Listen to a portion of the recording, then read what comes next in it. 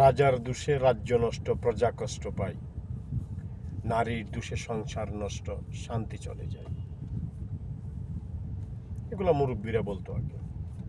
Doctor ইউনূসের কারণে আমাদের বাংলাদেশের শান্তি নষ্ট হয়ে গিয়েছে। ডক্টর ইউনূস এমন কিছু কাজ করেছে যেগুলোর জন্য বাংলাদেশকে অন্তত 50 বছর মাসুল দিতে হবে। আজ মানুষ বুঝতে পারছে কেন হাসিনা সরকারকে দরকার।